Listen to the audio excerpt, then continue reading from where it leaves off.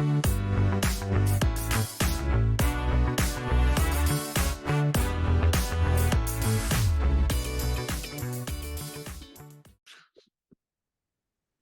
we'll just start this off real quick. Hey, everybody. Welcome to Gary Williams Stole My Lawn Furniture. Welcome back. Having a good time. We're going to start up with non-sports. Just got back from the movie Civil War. Highly recommend. They do very little politics, which is fantastic. It's like Rambo shoots up the White House. It's unbelievable. I'm not going to give anything else away other than that. But does a really good job. And it is, if there's one word to describe it, it is intense. Fuck yeah. Who is in that again? I think we talked about this on one of the last Yeah. podcasts. Who are the main characters again? Ron Swanson plays the president, but he has very like he has a minimal role. He's only on camera a couple times. Kirsten Dunst is the main character. She does a great job. This is more of a movie about photojournalism than it is about actual like warfare. It's really well done. There's great cinematography. There is a scene in there where there is a fire, and it is gorgeous. And I know that sounds weird to say, but it's going to win an award for cinematography. Really enjoyed it. Makes you jump out of your seat a little bit. I've never seen my girlfriend Kirsten not eat popcorn during a movie because she was so like enthralled and like just like on the edge of her seat. So it was really good. Really well done. Hell yeah. Shit, I'm going to go to the theaters and watch it sometime this week. I can see how it could rub some people the wrong way. If you don't like, gore and blood and stuff like that, yeah, you're definitely not going to want to see this movie. But it's intense. It's really intense. Yeah. Well, if you go to a war movie and you're not expecting that kind of thing, then that's your fault. That's your own fault. Yeah. And then before we start on sports or anything, I want to give a shout out to The Dive. It's a local bar up here in Baltimore. They're doing something really nice for a young lady named Cha Cha. That's her nickname. She is biking from Key Highway, which is in Baltimore, to Key West. And she's raising good money for a good foundation. And she's doing a great job. And I just want to commend both The Dive, it's Jesse and Peter, and Cha Cha for doing what they're doing. They did a fantastic job with their fundraiser yesterday. Does she still work at Coladas? No, she's just purely at The Dive now. Okay. Oh, yeah. You got the merch on too. I see that. Yeah, and actually, I'm going to turn around here. I got Cha Cha's face on the back of me. Cha Cha cycles the coast. God, how many miles is that? Like 1,300 or something? Like I'm not so really many. Sure. But I liked when I ran into Cha Cha maybe like 2 weeks ago. She's like, "Yeah, I'm doing this thing. I would love any kind of contribution you could make." She goes, "I don't even have a bike yet." I go, "Well, that's one of the main things you probably need." Yeah, that's very important. I'm not real smart, but probably gonna need one of those. I know what love is. All right, guys. It was Masters week. What are you guys just real quick before we go over our picks and stuff? What were you guys thoughts on how Augusta looked on TV, how it played out this week, the coverage and all that stuff? Brooks, go ahead. I thought it was. I thought it was great. Thought it was beautiful. They do the best job out of almost probably any tournament that I can think of. Just access to everything. I hate that. I do hate that they don't get on TV until 3:00 or whatever on Friday or whatever on whatever other days. But you have so much access through ESPN Plus and on their app. Their app's awesome. So you can pretty much watch everything the entire day, every day. They have great. They always have great announcers on. So, I think they do the best job of any of the other majors that I can remember.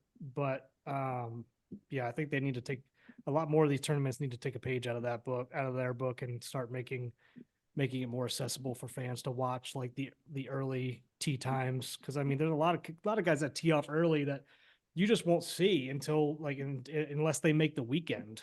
So I thought it was awesome. Love that Tiger gave a tree a handshake. That tree was Vern Lundquist. It's a big tree. Real classy guy. I really think I wish everyone could take a page out of the Masters playbook, but the Masters doesn't show commercials.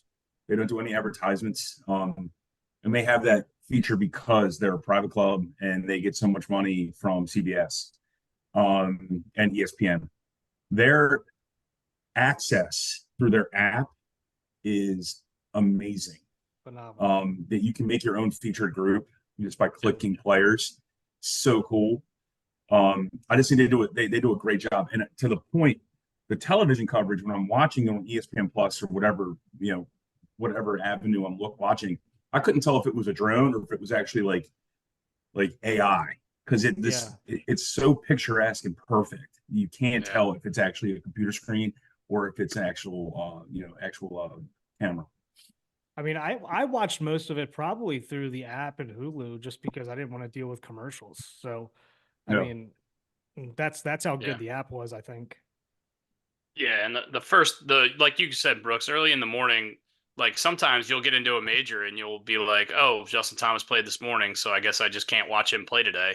And then you see him, he's -1, and it's just like, oh, I guess he already played. But yeah, it's so awesome that you can just click on the guy, you can see all the shots, and even if they're not in a featured group, as soon as he hits the shot, it's uploaded onto their app, so you can see exactly what he did, exactly where it is.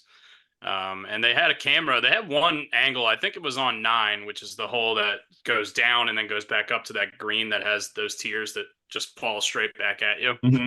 And there was a shot Morikawa hit on Saturday where they had the camera. It looked like halfway up against the tree, and it was like the coolest shot ever. I wish I had a picture of it.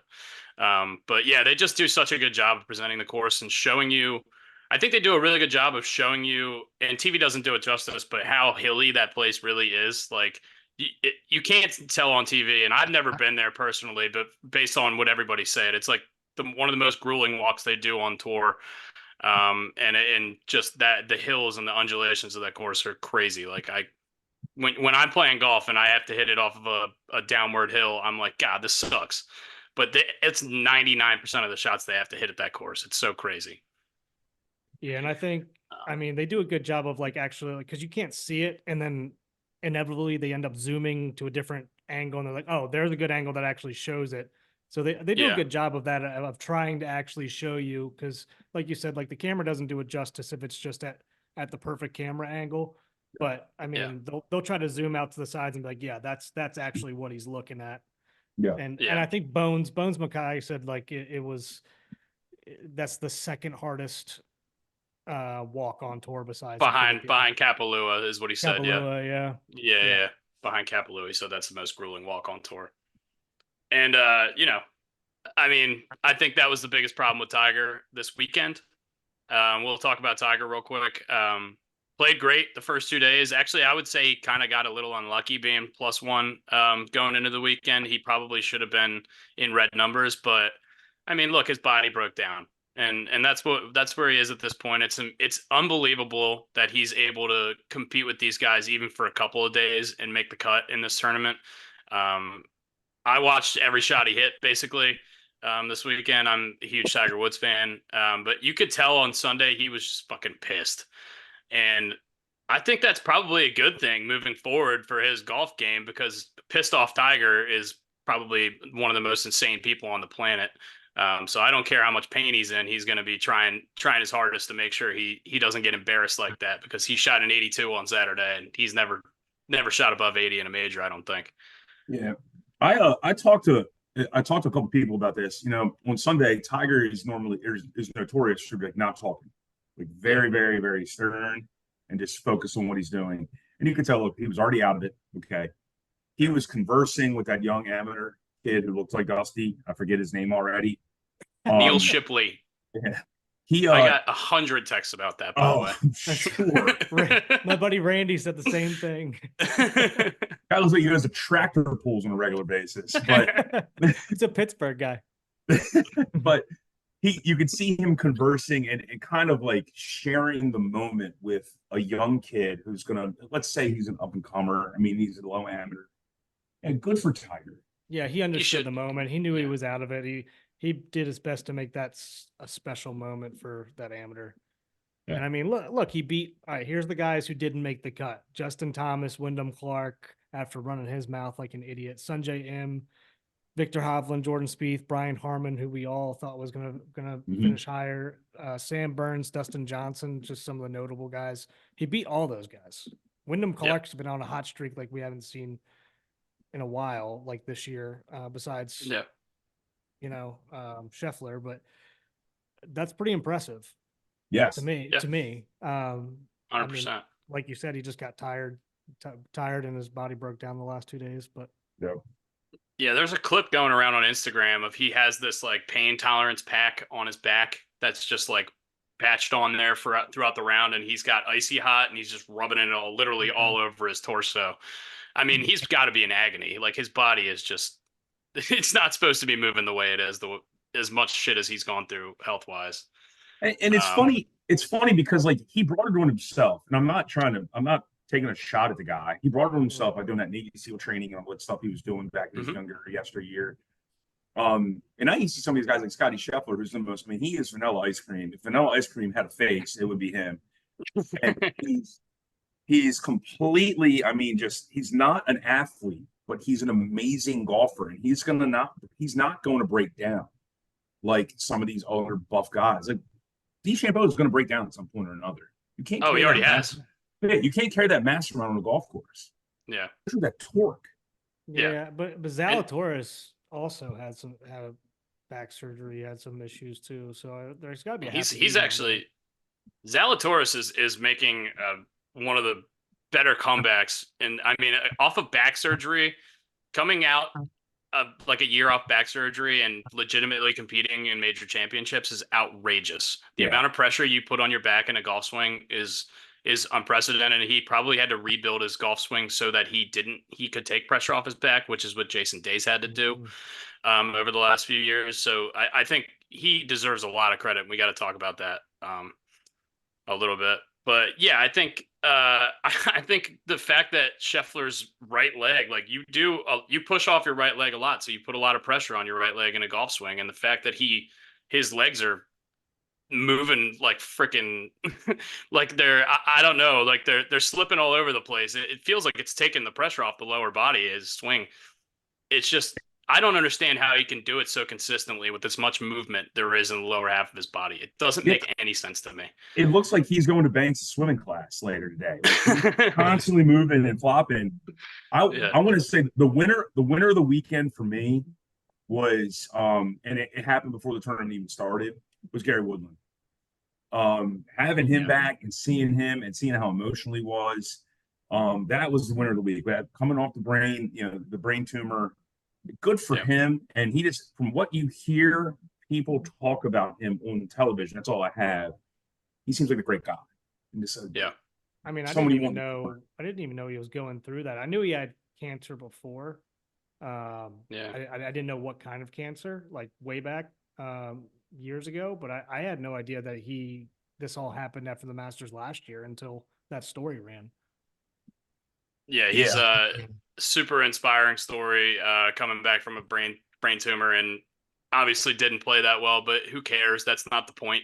The point is he was out there, and he got to live his dream, and also that was his goal. One thing about that Masters this year. Yes, well, and the reason he wanted to get back specifically for that tournament is because he won the U.S. Open in 2019, and when you win the U.S. Open, you get 5 years exemption into all of the other majors.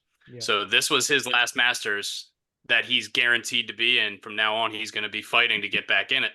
And we've seen that with guys like Charlie Hoffman this year, guys like Ricky Fowler the last couple of years. Like these are guys that they're not necessarily household names, but they're big names in golf, and they're not necessarily guaranteed to be at Augusta. So that was a special moment for him, knowing that he might not be able to play there again.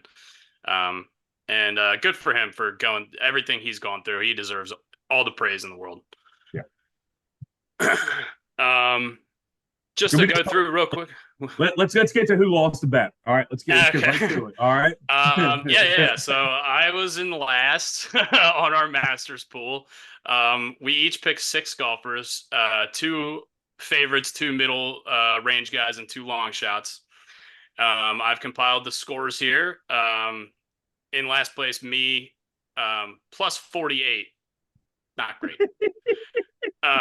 Brian in second place, plus 42. Also not great. Brooks is plus 23. He absolutely fucking trounced us. And you know why? It's because he had Scotty Scheffler at minus Because 11. Scheffler and Cam Young. There's Cherry only picking so there's son of a bitch. there's only I'm looking at our picks here. There's only 3 guys at even or below. Yeah. And I have 2 of them. So Yeah. that just tells you how rough this week was for these guys. For the tournament, there were 8 players under par. There were 3 at even par. So that's 11 guys that are even or better that started the week, and they just could have played 0 golf and they would have come in the top 10. Yeah. Friday and Saturday in particular, I think Friday was the worst day wind wise, but I mean, on 18, when Tiger was finishing up his round on Friday, like they had to stop for like 5 minutes because they couldn't put the ball on the green without it moving because the wind was so crazy. It was blowing the sand out of the bunkers onto the green on them. It was crazy. It was like watching a U.S. Open at one of the hardest courses in the country, whatever. And Scheffler didn't care, and he shot minus 11. It's just outrageous. He didn't even really putt that well. He didn't even play that well the first couple days, or like the middle rounds, Friday and Saturday. I don't even think he played that well, and he still just completely dominated everyone. I just super impressed by him. I think that if he stays on this kind of path, I can't imagine he doesn't win at least one more major this year. He's as hot as I've ever seen anybody play. This kid Oberg, though, watch out for Ludwig, Ludwig Oberg. I think I'm saying his name appropriately. If I'm not, I apologize.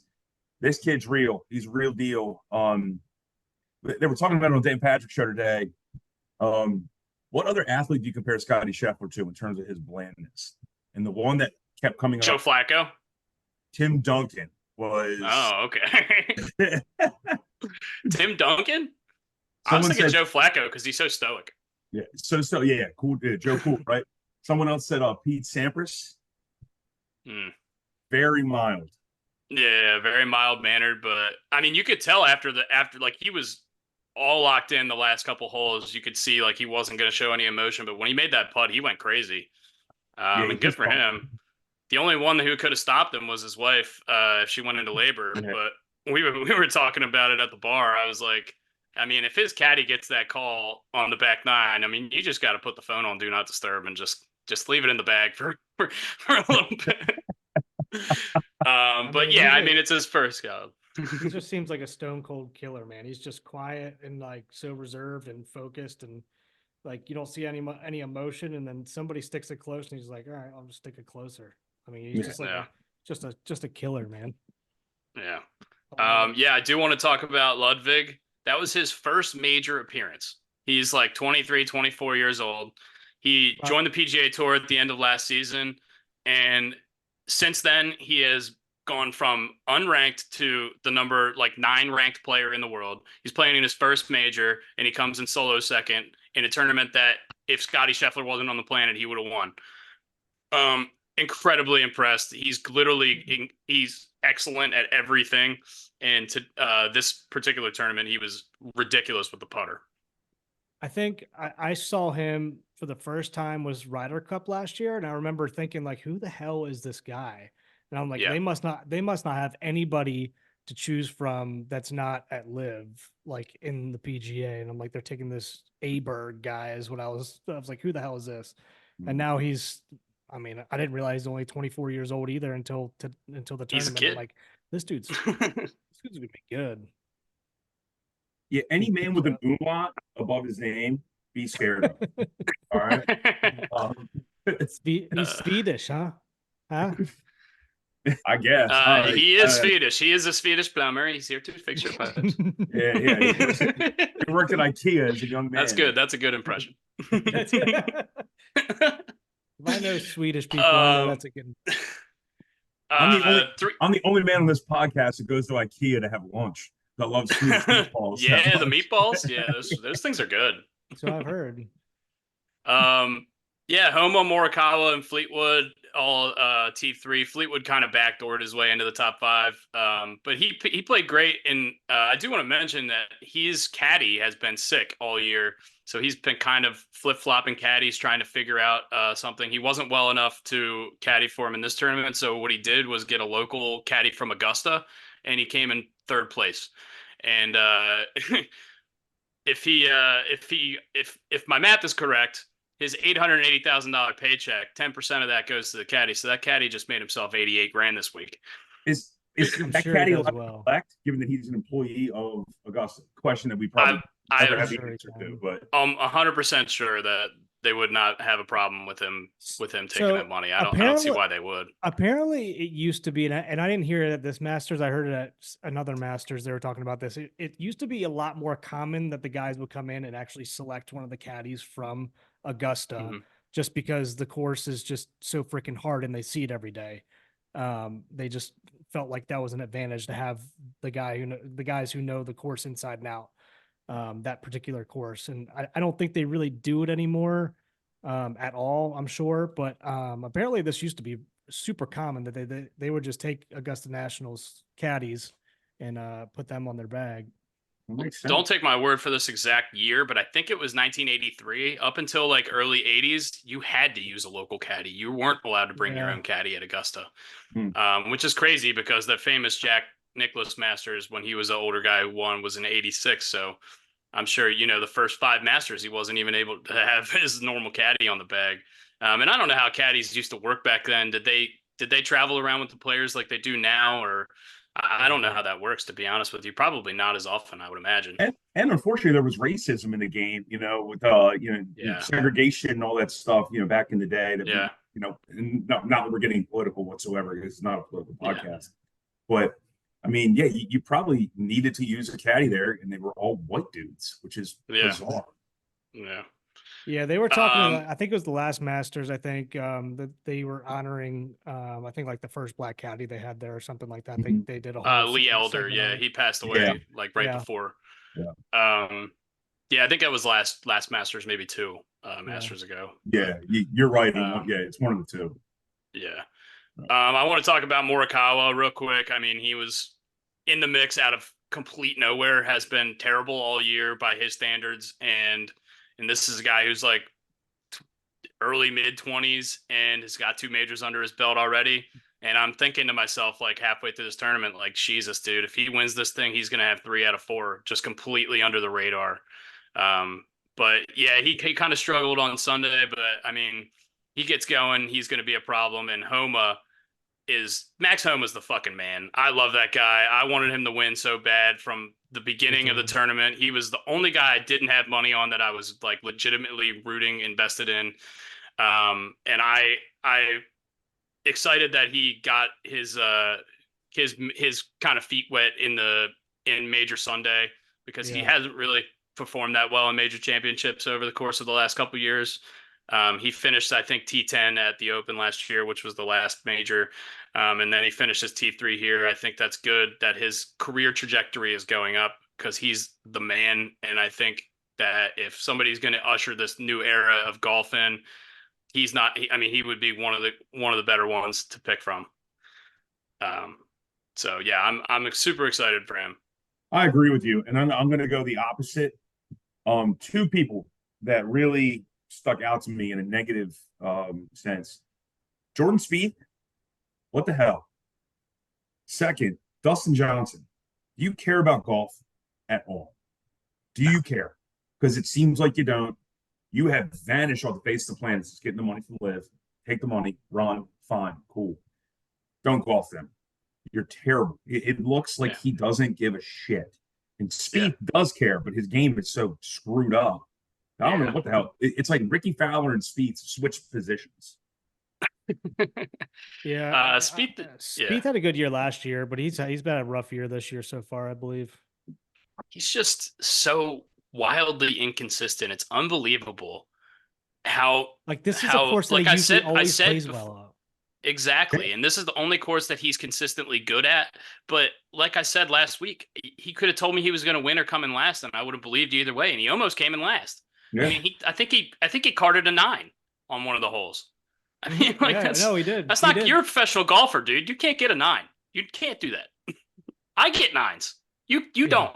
And I don't think there was water on the hole. that he got a 9, which is funny. Yeah, it's I'll throw another one in there. Another guy that I think just acting like a complete ass hat as well. Zach Johnson. I mean, what are you doing? Yeah, Zach Johnson's a fucking clown. Ever since the terrible job he did at the Ryder Cup last year has spilled into his life in completely negative ways. I used to think he was the man. He seemed like a super quiet, super cool guy, but now he seems like he's just trying to get people to hate him every week. He's like trying to turn heel. He's been getting fill me in. What did he do? I missed this completely. So this weekend, you mean, or in general? What did he do? Okay. Did he do something? Did he embarrass himself? So there's a little bit, yeah. There's a clip where I forget what he made like a double or triple bogey, and like he kind of got it, like the fans, I guess the patrons gave him like a sarcastic like hey clap, and he turned around and said hey fuck off, and like it was on camera, like actually on, like you could hear it. And then he denied it. He goes, I didn't do that. And then they interviewed him the next day and he goes, I don't remember that ever happening, but if you get it on camera, I guess I did do it, but I can guarantee you I wasn't talking to the patrons, when he very clearly turned around and like looked at the people and said, hey, fuck off. Like it couldn't have been more obvious. And then he was acting like a guy that was guilty. He was like going all in depth and all this different stuff. I'm like, shut that hell up, man. It's something I understand because look, I understand being frustrated as an athlete and I understand being frustrated in golf. And I can see that moment of weakness and I can see you being like, fuck off, you guys. You know what I mean? Yeah. But if you're going to do it, own it. Own it. Because people will respect you more. Just own it. It doesn't matter. Like, whatever. People will get over it. Like Justin Thomas said a slur, a homophobic slur a couple years ago, and people don't talk about that anymore. Yeah, he was angry at himself. He admitted he was wrong, and we moved past it. You know what I mean? Yep. Take responsibility for your actions. How many people remember that Andy Pettitte did steroids? He came out and he admitted it. Now, whether his justification was correct, you'll never know. But he at least admitted it. Most people forgot. Barry Bonds was talking about it every fucking baseball season. Yeah. Just own your shit, dude. And it's not the first time this shit's happened with him. It happened at the Waste Management as well this year. He went off on some fans. He got into it with some fans there too. I understand he's probably getting heckled more than usual since the Ryder Cup stuff. I get it. He's probably sick of hearing about it, but like, man, this is a part of being a professional athlete. You need to man up a little bit. And I get like people shouldn't be saying all this stuff and you should be able to say whatever you want just because they're a professional athlete. Yeah. But you need to act as if as well. I'm not condoning what they're saying or whatever they're saying that's causing this reaction, but I mean, you need to act as if you're getting paid millions and millions of dollars. You need to man up a little bit. See, I don't like the money aspect of it. Like, you're a better person than that. Forget how much money you make. I don't care if you're the janitor or the CEO. I don't give a shit. But own up to what you did and just be a professional athlete and a good person. And then I agree. People can respect and love you. Yep. It's easy as that, but he's really, really making an ass of himself right now. Fair enough. A couple more notable guys real quick. Xander Schauffele came in 8th, as we all expected. He came between 5th and 10th and did not win. Rory McIlroy had an absolute abysmal Friday. I think he shot 77, but other than that, he was even or one under in all 3 of his other rounds. Super disappointing from Rory. It seems like he's getting further and further away from winning this tournament every year. Obviously, incredibly talented golfer, but hasn't won a major in 10 years. You got to do your thing. Not having a great year either. Just not having a great year by his standards. Phil tied for 43rd. He made the cut. If you had any money on Tiger and Phil to make the cut in a parlay, good for you. You're freaking insane, but good for you. Sergio missed the cut. Big fan of that. Fuck that guy. Brian Harmon played 4 9s. He shot 34, 36, 36, and 47 on those 4 9s. He carded an 11 over 47 in his second round on Thursday, and it completely plummeted his chances. He played great otherwise. He just had a complete meltdown of a 9. And Nick Taylor finished in second to last. Friend of the pod. Not friend of the pod, but Favorite of the pod. Yeah, other than that, I think we got to give Liv their flowers a little bit. 3 guys in the top 10. Look, these guys, some of these guys can compete, and then you have some of these guys like Dustin Johnson, like Brian said, just doesn't seem like he gives a shit about golf anymore, which is super disappointing because he's one of the more talented guys we've seen play the game for the last 10, 15 years. They were trying to make something of it. Like the last, when they were coming down the home stretch, they were like top 5, or I think it was Jim Nance said like the top 5, and then was like, and they're all PGA Tour players, guys. Yeah. And then people are saying like, oh, it's probably because they don't play these hard courses anymore because they can't get on them as live guys. They can only get on the leftover courses or whatever. And I'm like, I mean, there's, like you said, there's still guys coming in the top 10. These guys can still play. Let's go. I mean, 100%. Yeah. And Koepka won a major last year. So, I mean, I've got to think the wear and tear of the constant questions about live, PGA, and the merger, and this and that, and the money and the Saudis.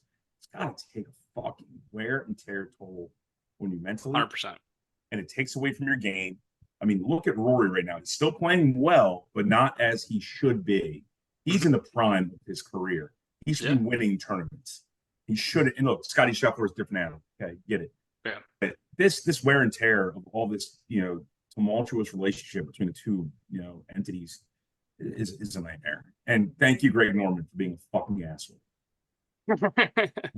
Yeah. Once again, talk about it? Division is bad for this sport, and we see it in this tournament and the other 3 majors. It's amazing when the top players are playing each other, and we used to have it all the time, and we don't anymore, and it fucking sucks, and I hate it.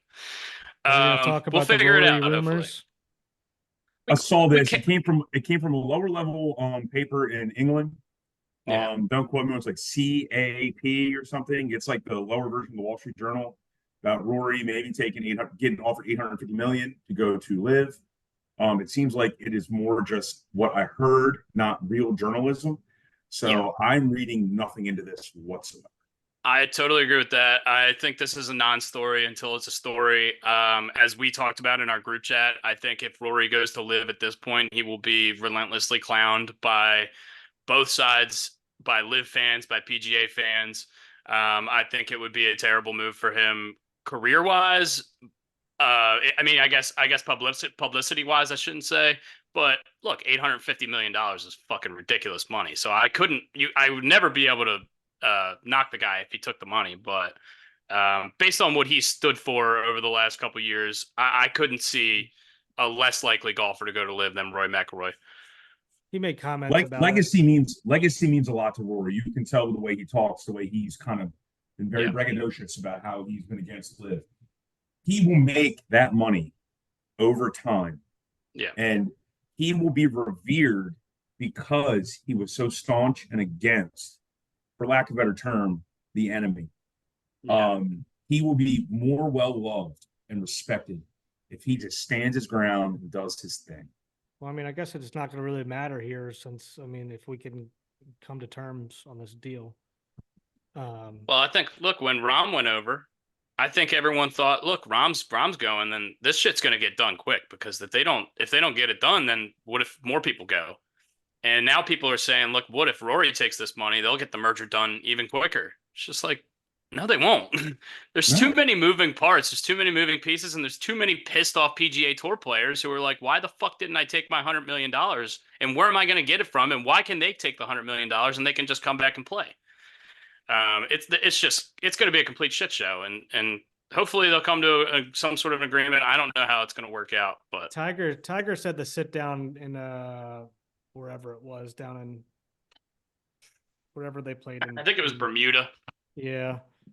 They said that was positive. They sat down with the head of whatever the capital fund is, that they have endless money and the PIF, the Ministry of Sports. Yeah. So hopefully that's on the right track. But I mean, yeah, I don't know. Yeah. Okay, bigger shit show. Ready? Here's a question. This isn't trivia. Bigger shit show: the NCAA or golf? Pass. Both. Probably the NCAA. Yeah, the NCAA, I think, just because there's so many more people involved in it. But yeah, I don't know. I wouldn't want to be a part of either of those entities, to be honest with you. What has happened to Bubba Watson, by the way? He's just He not that fell- good at golf He's anymore, just man. fell off the face of the earth 5 years ago. Yeah, Pretty and much. apparently he said, I was watching the par 3 tournament. Apparently he said he doesn't think that he can compete anymore. He just enjoys going to the Masters. Like, so you've already gone in Fair. with defeat in your mind. Okay. Yeah. So he's one of these guys that his game set up really well for a couple of courses, and Augusta just happens to be one of them. Waste Management was one of them. He played really well there, and then there was a course in Hawaii he always played really well. But for the most part, he's got like I don't know exactly how many wins, but he's got less than 10 career wins, and they're all on like 3 or 4 courses. So he was just one of those guys that just dominated a few courses throughout the year, and he had a chance to win. And just happened that Augusta was one of those courses because he hits that big sling and fade, and 90% of the holes at Augusta move left, like we talked about last week, and it just sets up perfect for him. Yeah. Anything else you took away from the Masters you want to talk about before we move on to the birds? One other thing I want to say is the young man who got in last, I forget his name. Dusty, please let me know. He won the last tournament before the Masters. What's his name? Oh, Akshay Bhatia. Yeah. So one, he looks like a pen salesman on the golf course, and two, I didn't know that he won. He's the first winner of the drive chip putt competition in the Masters. That was a really cool factoid that I heard in the broadcast. That's pretty sweet. Yeah. It looks like he hasn't gained any weight since that drive putt and chip competition either. Not sorry for body shaming Akshay Bhatia, but dude, this is one of the skinniest guys I've ever seen. I know he looked like Egon from the Ghostbusters out there with a golf club. Like, I'm like, what the hell is this? Hey, who brought the dog? I wore this beige shirt in honor of Adam Scott. Earth tones are in for the summer. Adam Scott made another cut. Yeah, Adam Scott made another cut. He was fighting. He was right on that cut line. I think they said 15. Justin Thomas, the second most with 15 in a row. Yeah, he's 21 out of 23 now at the Masters on cuts made, which is crazy. That's nuts. He looks exactly the same as he did 20 years ago too. Yeah. Yeah, baseball. Jackson Holliday is an Oriole, no longer a Norfolk Tide. Slow start, but what do you guys think? You excited? Yeah, I mean, like you said, I think we said it in the group chat. He's falling behind a lot. Looking at too many pitches, he needs to start swinging a little bit more free. But I mean, it's the same thing. Like Adley came up and struggled a little bit. Gunnar came up and struggled a little bit. It's an adjustment, and he's also probably pressing a little bit. He's got a lot of pressure on him. Obviously. I mean, he's fine. It's one of those things where I've been biting my tongue and stuff like that to start come at some of these guys on Twitter. But I do think he should be up here. He should be playing. He should be getting the at-bats and getting these reps and seeing pitches. But I'm excited. I think he just needs to keep getting reps, man. I think he needs to be a little bit more aggressive, at the plate and relaxed. And now that he's starting to get some barrels on the ball, I mean, we saw it last night. I think he got two good barrels on the ball last night, but didn't get any hits. But But that's got to feel a little bit better, a little boost in the confidence a little bit and loosen them up. But there's no clear-cut answer to any of these questions that we're going to have about the Orioles offense right now. Hitting is contagious. Yay, great. I mean, you have two guys who are smoking the ball, and then you have 7, 8, 9 guys who are not. And I don't give a damn if it's Jackson Holliday, who has like 14 career bats, or if it's Tony Taters, who has X amount of the bats that are, in the thousands. The Orioles need to learn how to start hitting before the 6th inning.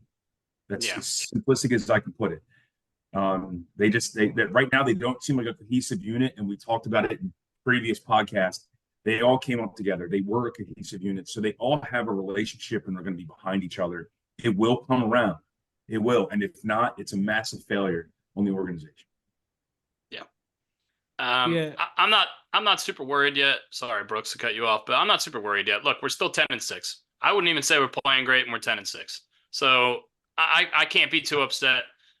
You're right. We do need to get off the better starts. I feel like in those first 2 games against Anaheim, we did that and we destroyed them. We kept hitting the whole game, and it just feels like since then we're kind of just fighting back in every game. Which I don't know. Maybe that's good to get that experience of coming back and being able to win those kind of games, but it's also nice to be able to just dominate the team from the first. Put a couple runs up in the first couple innings and let the starting pitcher settle in a little bit. They need 2 relievers. I'm going to call it right now. Now, maybe with Bradish coming back, that's going to free up starter to go into the pen. They need 2 relievers right now because you cannot keep taxing Jacob Webb and Keegan Aiken like you are right now. Yeah. I think Jacob Webb's been in 8 or 9. He has 8 or 9 appearances already. He played 15 games. Like that's too many. Yeah, it's too many for a guy named Jacob Webb.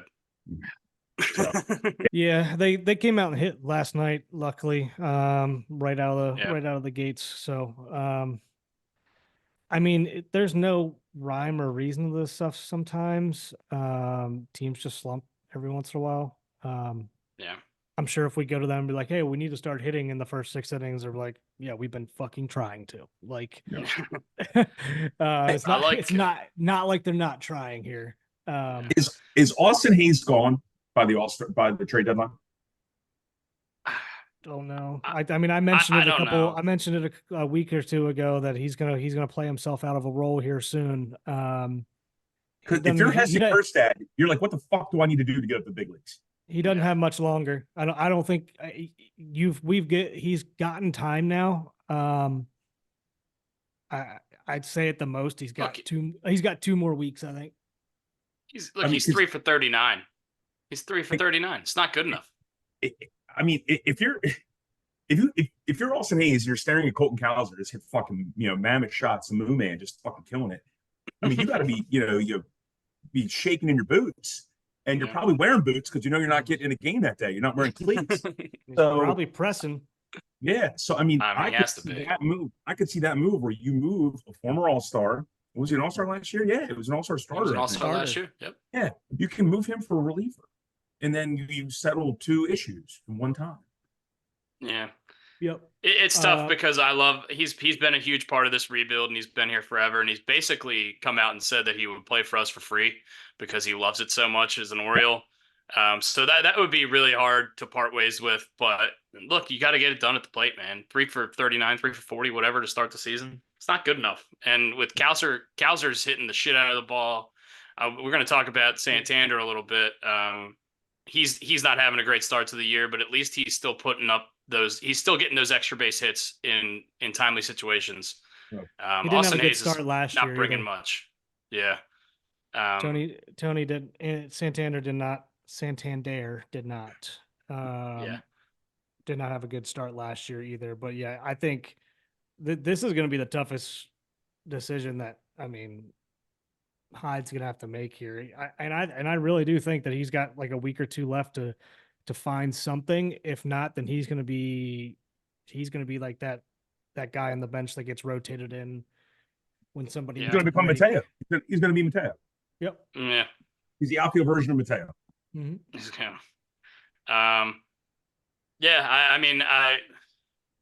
It's tough. I'm rooting for Austin Hayes. I hope he turns it around in the next couple of weeks and we don't have to worry about having this conversation. But look, me too. All of these guys are not going to be able to be on this team. So we're going to have to talk about potentially moving some of these guys. And I know that's going to suck for most Orioles fans, or you're huge fans of Austin Hayes. And I'm a huge fan of Austin Hayes. These 2 are as well, I'm sure.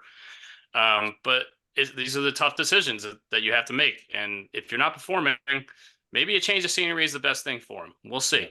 Maybe the next 2 weeks he goes crazy and goes on a Colton Cowser run and we don't have to worry about this anymore and we'll forget about it. And he does that from time to time, or at least he does do that. Yeah, when he gets hot, he gets hot.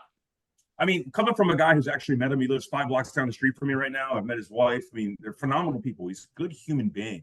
So I'm not trying to take a shot at the person. But right now he's not performing. And they're California-based people. They're high school sweethearts. They did mention to me personally that they would like to go back to California at some point or another. A move to the West Coast might be a change of scenery that he needs. And then you can get a reliever from name that team, and we just rock and roll. Oh, we could trade it for Mike Trout. That'd be He cool. wants Yeah, to go back to exactly. the Even, West Coast. even Stevens. Yeah. Even trade. By the way, Mike Trout, who I had all over the preview pod, is leading the league in home runs and is absolutely mashing right now. So good for Mike Trout. Hopefully he stays healthy. I want to talk about Jordan Westberg potentially just being JJ Hardy reincarnated. And there was a picture going around on the internet of him wearing the flip-up shades at third base, and there was a picture of JJ Hardy wearing the flip-up shades at short, and they look exactly the same. He's just a. It seems like he's a runner. We lose Dusty. Oh boy. Oh no, we lost. Bad internet. Oh, bad internet, man. Ooh. I guess his hair product got in the way and probably got over his computer. Oh I'm no. here.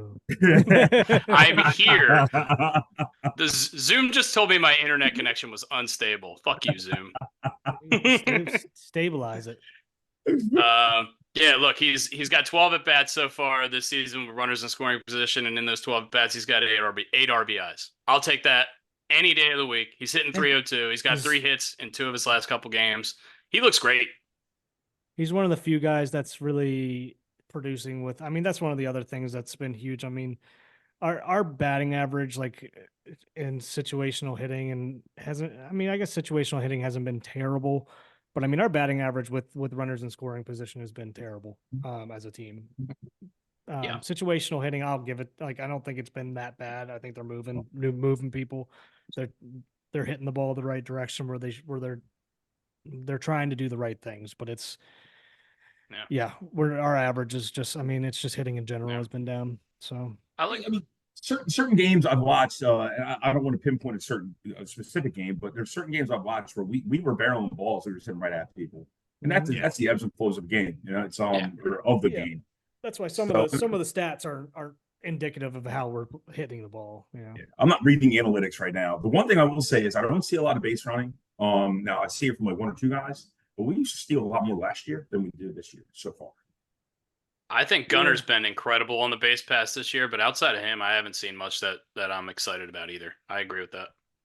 Yeah, I mean, I just don't think there's been a ton of chances either because there's not a ton of people get like the guys who should be stealing aren't getting on the base a ton. Like Hayes used, I mean, you know, like I don't know. I think it'll come.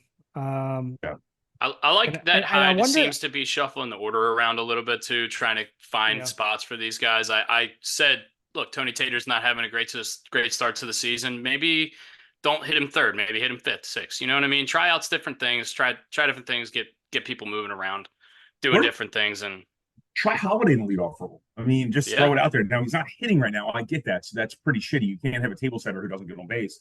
But but give it a whirl. What's it gonna hurt? It's one damn game. Yeah, that's what they did with Gunner. I mean, that's literally what got Gunner going last year was when they moved him to the leadoff position and said, "Hey, now be aggressive. Like get up there." And so yeah, I don't think that's a terrible idea. And I like what you said too, Dustin. I think he's trying to shuffle to see what the best situation is for everybody here to get him going. So I think that train might be running back and forth from Norfolk soon. Like Brian said. So speaking of down on the farm, Kyle Bradish has a rehab start today in Bowie. I cannot believe that he is pitching in a professional baseball game, albeit minor league baseball, this early. I was in the complete negative. I heard elbow, and I just think he's out for the year. Apparently his rehab's been going great. Knock on wood, it keeps going great, and we can get him up at any kind of even if he's 80% of what he was last year. I mean, that's going to be amazing. And he'll work his way back to form the more he pitches. I think getting him back would be invaluable for the team.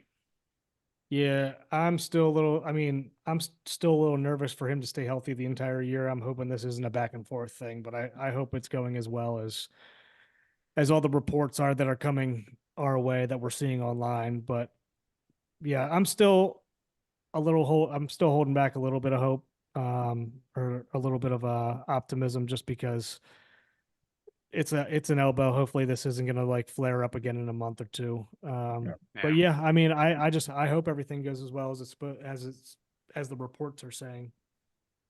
Yeah, I'm taking no stock in anything right now. If he was a Yeah, stock, he's declining.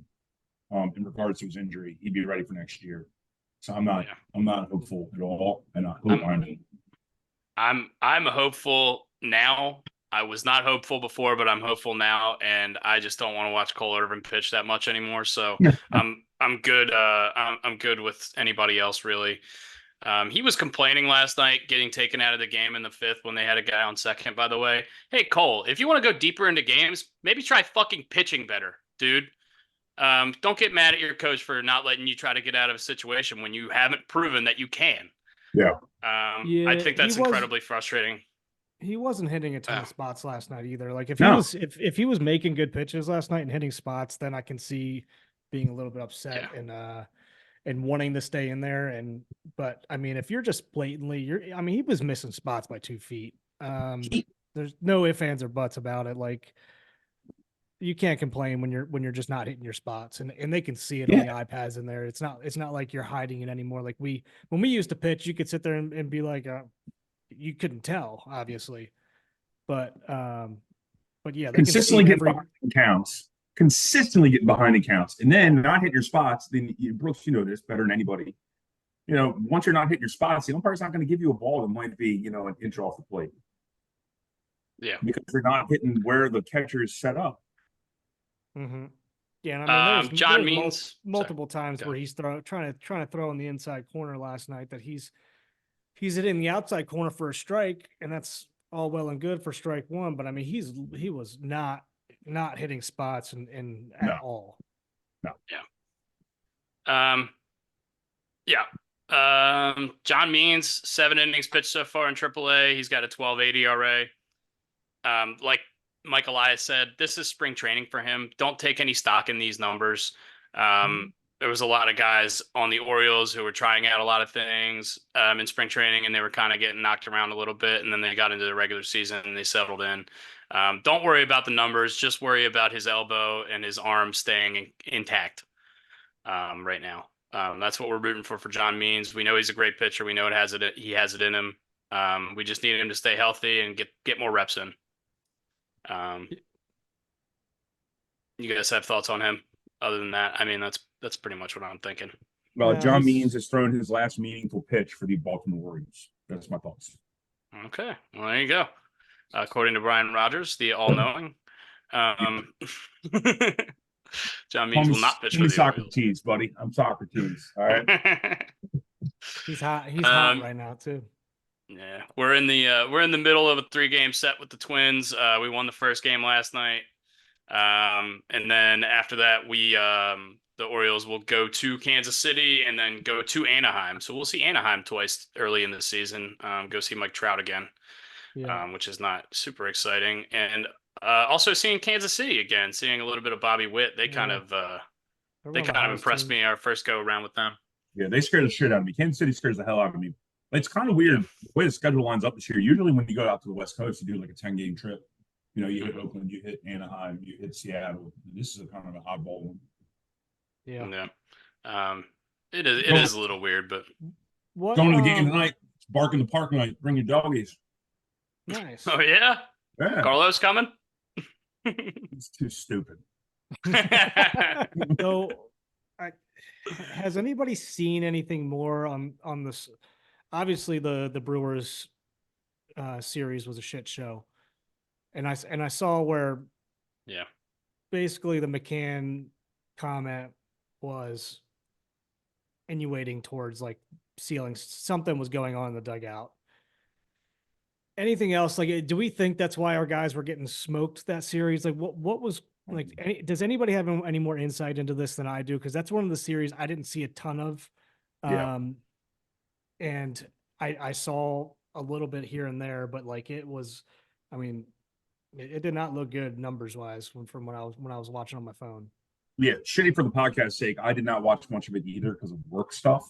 So I'm going to rely on Dusty. It sounds like Brooks obviously didn't see a lot of it either. Yeah, I don't know. I saw some people online alluding to sign stealing stuff, and that's why McCann was all pissed off. But I don't know how true that is, and I don't really want to speculate on it further than that, just because I don't know. But yeah, it was weird. I mean, but it just kind of seems like the Brewers are hot, and they just kind of knocked it around the yard on us a little bit. Yeah. Which happens. Luckily, we didn't get swept. We had that comeback win the other day.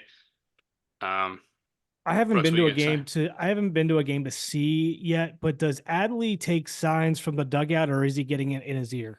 He's getting in his ear. Yeah, they I've all been get to him in their ear. 3 pretty games much. now. He gets it in his ear for sure. Yeah. How are we stealing signs then? Are we just interrupting? I don't know. Now McCann was catching know. that day, so I don't. Maybe McCann looks in and Adley doesn't, but I know for a fact Adley does not because I actually That's pay attention. true. That's true. Yeah.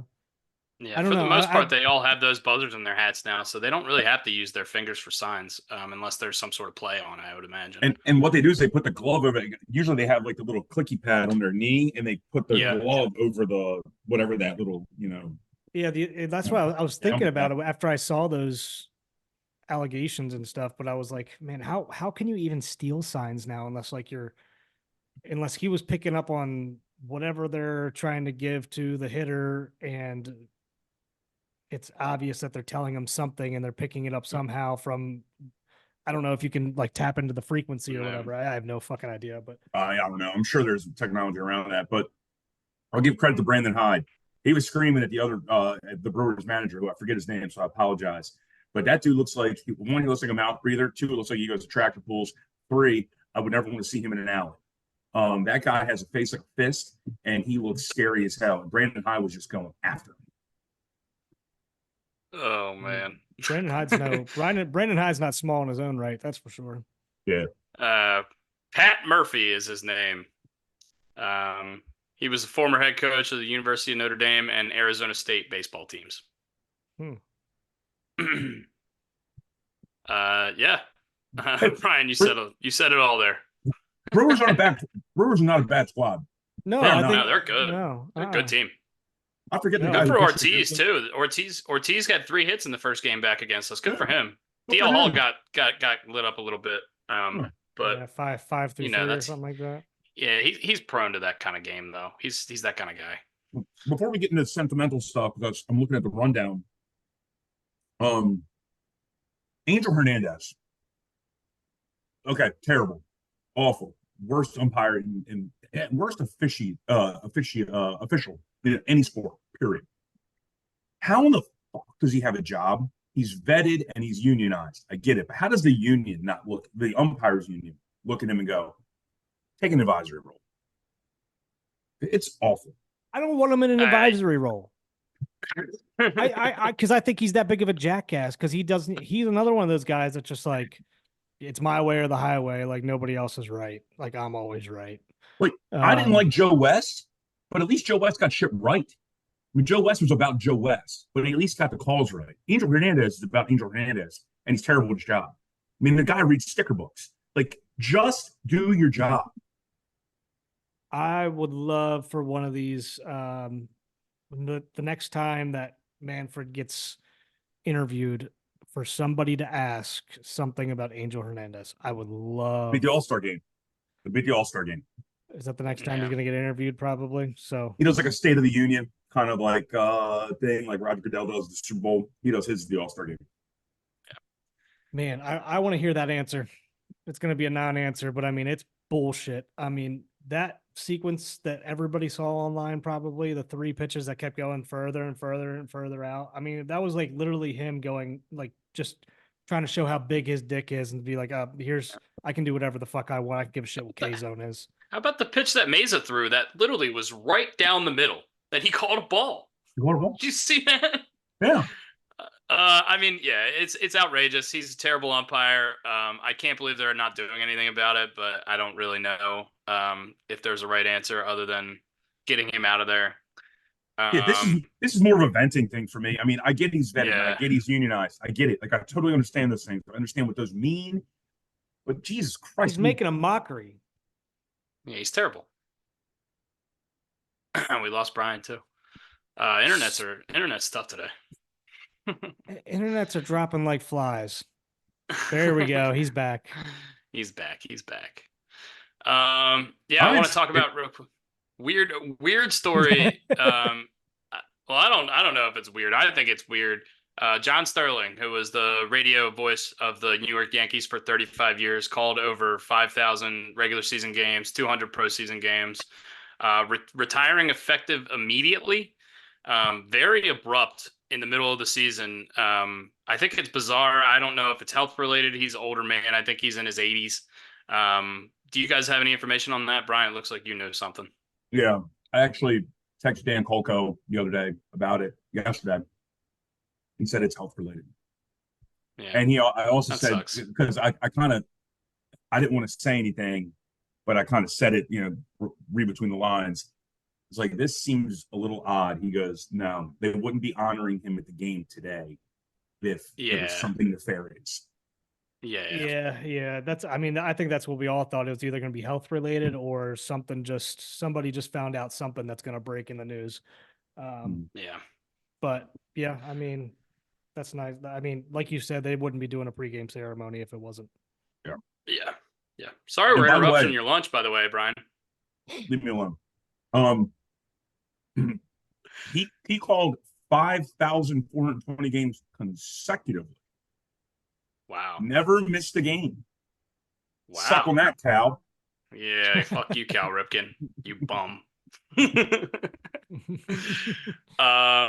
good for him. That's crazy. I've heard his calls for years and years and never thought about the man behind the voice.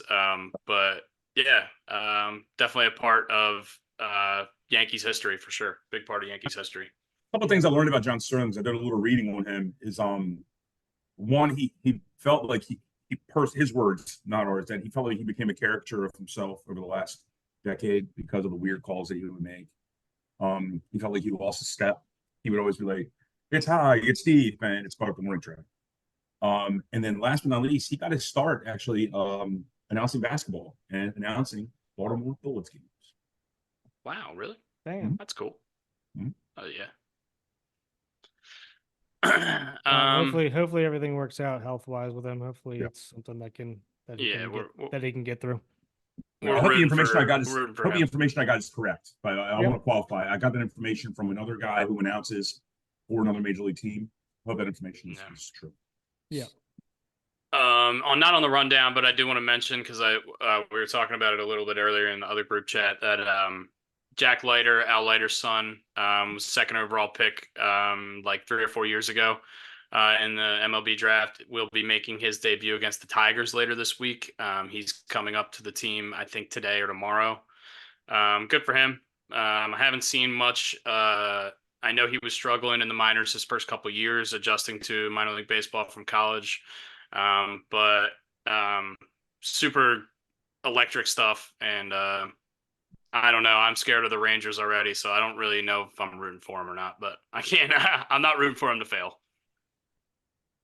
I was actually, as soon as you said that he was coming up, I was like, man, I have not, like, I was wondering how many years it's been since he's been drafted, because I think it was 21. I think it was 2021. So this is 2.5 years ago. He was one of those guys that I like watching him in college. I'm like, he's a no-brainer. Like pro ready. Oh yeah. Now. Like I was like, this guy is good. Watching him at Vandy, I mean, he had dirty movement. Forget how fast he was throwing. Just the movement alone was awesome. It was him and Kumar Rocker. Rocker, Brian's guy. who's still trying to make his way through. Probably in I'm not really sure what happened to that guy. I think he actually was Zion Williams, and he's now playing basketball. Well, I remember the Mets drafted him. And then I forget. Yeah, but he didn't go. The Mets drafted him, but he didn't go. Yeah. He's on the Rangers. He's in the Rangers organization. But he's on the DL right now. I don't know. I'll get more information on that. He's also got Scott Boras as his agent, so he's probably going to be making some life changes here shortly. Yeah, I guess we gotta bring that up too. We haven't talked about that. Jordan Montgomery Scott Boras firing Scott Boras after all that fiasco that we were talking about in the offseason. Us saying, like, has Scott Boras lost a step? Are the players going to be pissed about their let's keep holding out and get the deal that you want, and then taking these deals that were not even close to what they were asking for, like marginal of what they were asking for. So I think that's the first one that we've heard that has fired him. So we'll see if the shoes keep falling there. Do we think this is a movement? Yeah, I guess shoes falling. Do you think this is a movement? I mean, if I'm a Scott Boras client, I'm not exactly excited about my future right now. I can't imagine you would be after this offseason. Oh. I think it's I think it would be you have to at least think about it if you're a Boras agent. I think we like we talked about on the podcast before. We've got a couple on the team, Gunnar and Adley, most notably, as Boras clients. We've got a couple of guys on the Orioles that that are going to be looking for big long-term deals here shortly. So we'll see if they stick with him or if they go with somebody else if they're not getting the numbers they're looking for. Yeah, he costs. Is there another baseball power agent? Used to be. He's got like Drew Rosenhaus and Jimmy Sexton. I was gonna say Rosenhaus, wasn't it Rosenhaus? But he does Lee football mainly. Steinberg. Well, they power agents. I don't know. I can't. I think Rose. Yeah. But I mean, regardless, I mean, he cost a few people a lot of money this offseason. So, I mean, I guess we'll still see, and we'll see if it works out. But I mean, he's putting a lot of risk. I mean, there's a lot of risk here that he just threw these players into and cost them a lot of money if it doesn't. So, yeah, this could be a turning point for him. Quickly, we'll do a couple football things. The Ravens signed kick returner Deontay Hardy, formerly Deontay Harris. Might remember him with the Saints. He's been with the Bills the last couple of years. He's a Baltimore boy. He went to Curly. Oh, how about that? Yeah. And he was a former first team All-Pro with the Saints, kick returner. He holds like every D2 kick returning record you could possibly imagine. I was looking through his Wikipedia today. Really good kick returner, super low risk. I like that. Harbaugh loves his special teams guys, so this makes sense. Yeah. Devontae Smith got a 3-year, $75 million extension through 2028 with the Eagles. DeForest Buckner got a 2-year, $46 million extension through 2026 with the Colts. Those were the two biggest dominoes. Do these add to, Dusty, you know this, I don't. Do these add to their current contracts? So they click in after their current contract runs out, you know? Yeah, so in Buckner's case, he gets a 2-year extension after his contract was set to end at the end of this season. Now he's extended through. So 2025 and 2026, that's what his extension is. His 2024 contract is not going to be affected. Okay. And I believe that's the same with Devontae Smith. He's still going to be on his rookie deal. And then once that ends, he will automatically kick into this extension. Okay. Yeah, I think it makes sense. Devontae Smith, 25 a year. That seems about right. I mean, him and AJ Brown are kind of 1A, 1B in that offense. I think AJ Brown's ceiling's a little bit higher just because he's bigger and more athletic. But I think as of right now, Devontae Smith's the better route runner, more polished player. And so it makes sense. Their offense kind of runs through those two big time weapons, and I don't see why this would be a bad move for the Eagles. Yeah. Yeah. What do we sign Hardy at? Just the league minimum or something, or $1 million? I don't know. It wasn't a significant amount of money, but I will look that up.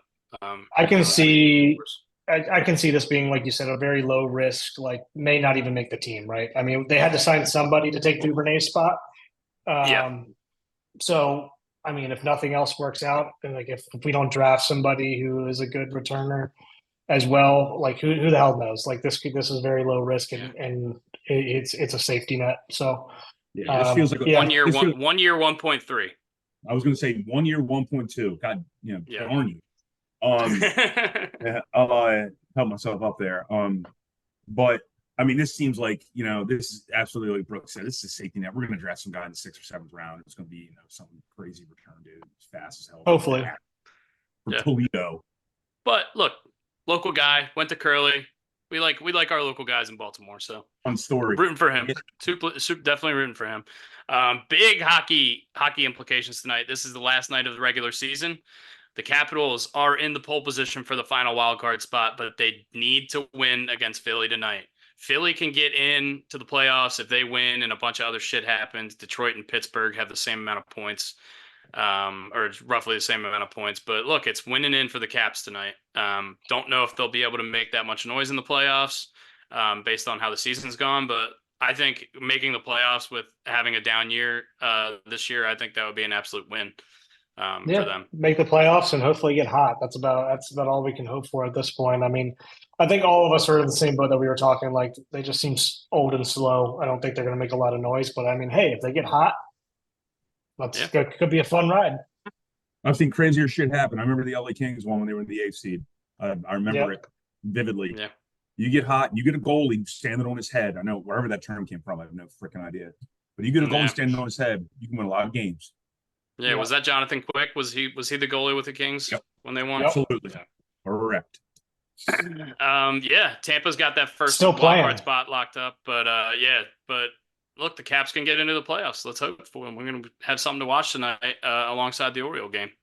I know this sounds like I'm trying to be a Debbie Downer, and I'm really not, but I want the Caps to get in the playoffs. I want more games for Ovi. I want him to break that goal record and get it out of the way. That way the Caps can move on and begin to rebuild. Doesn't mean I don't like Ovi.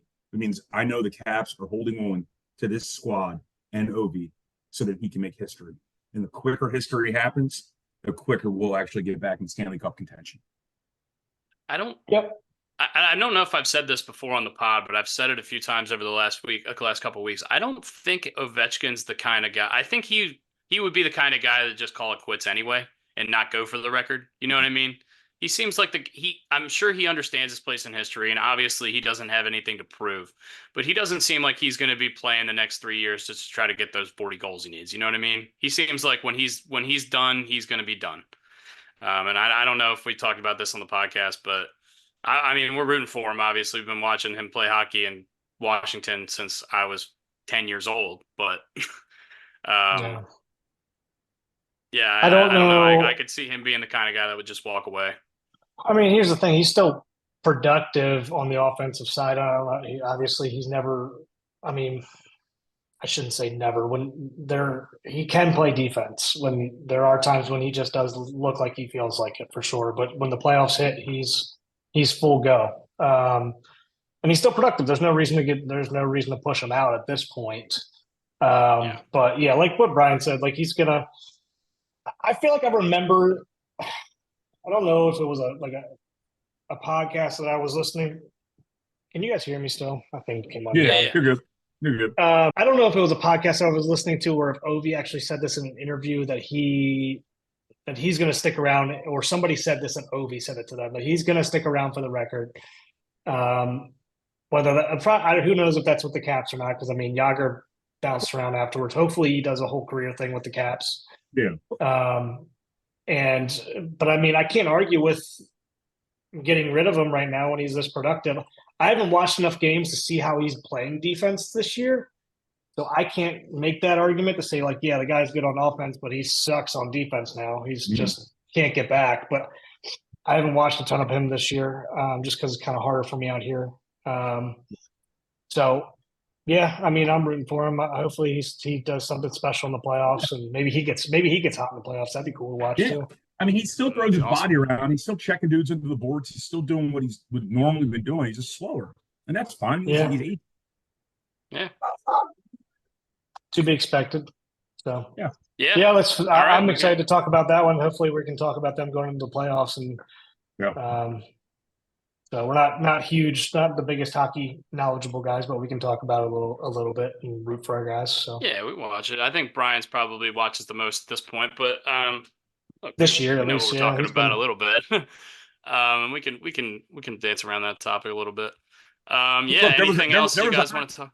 There was a hockey fight that started 2 seconds into a game where every single player dropped their gloves on the ice. It was amazing. Yeah, it was. I saw this year. I saw that. Yeah. Yeah, it was earlier this year. I did see that. It was the Rangers or somebody. It was like 2 weeks ago. Yeah, can you imagine if everyone on the baseball field just did that one time? That'd be so fucking awesome. Awesome. Just in a freaking melee. Awesome. I remember there were two guys who didn't want to fight each other. They were the right wingers. I wish I could remember the other team that was playing against the New York Rangers. Two guys they did not want to fight each other, but they saw everyone else was fighting, and they were like, "Well, I guess we gotta go." And they just dropped their gloves and started fighting each other.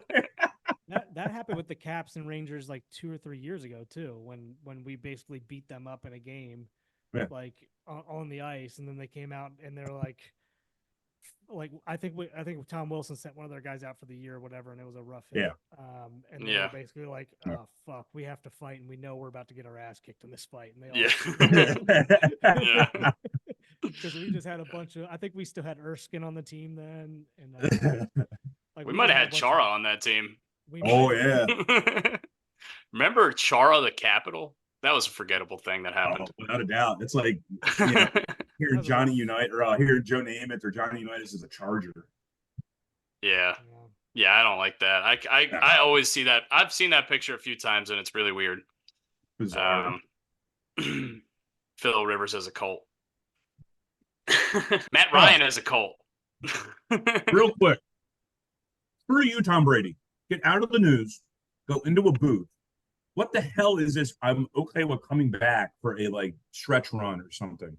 That came out. I don't know. I saw that. That was so weird. Obviously, Tom Brady doesn't need to do anything to stay relevant, so I don't know if that's necessarily what he was trying to do, because he's going to be in the booth for all these games. But yeah, I thought that was a super weird thing for him to say too.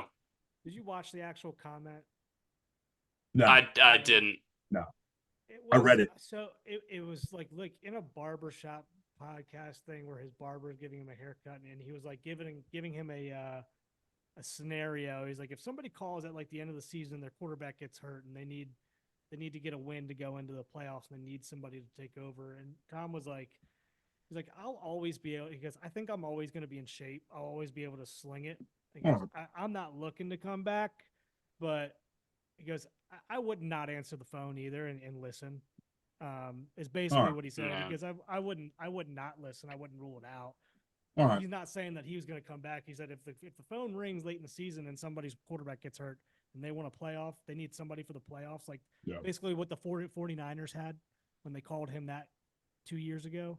Yeah. And they couldn't get him on. But he also said, he goes, I don't know if I'm allowed to as well because I'm trying to get, obviously with the ownership stake with the Raiders. He goes, I don't think the league would let me. So, that would be weird. Yeah. Well, that's fair. I mean, when you put it in context, it's fair. It's fair. Yeah. But yeah, obviously anything with Brady gets blown out of. It was like, I mean, he said, he didn't rule it out, so he is back in the news, and everyone's going to make a huge deal about that. But it wasn't as bad as I thought, because I thought the same thing until I actually pulled it up and listened to it. Yeah. All right, fellas. We got you guys got any last thoughts on the Masters, on the Orioles, on the Caps tonight, anything like that? Looking forward to the game tonight. Got the doggies going. Going to be a good day. Hopefully the O's going to win. I don't know who's pitching tonight. Anyone know who's pitching? I will find out in 1 second. This has got I think it's Grayson, actually. It's Grayson. Yeah. Grayson versus Chris Paddock. Chris Paddock, formerly of the San Diego Padres. Cool. Yeah. So going to the ball game, going to go to Pickles, get a hot dog, get a pocket hot dog, take it in the game with me, and nice. Have a good time, baby. Awesome. Hopefully next week, this time we can talk and be like, all right, Hazy figured it all out. Offense is back. Here we go. So good vibes. Good vibes. All right, boys. Hey, you guys take care of yourself. Thank you for the time, and I will see you guys soon. All right. See y'all next week. Boys. Same time, same place. See y'all.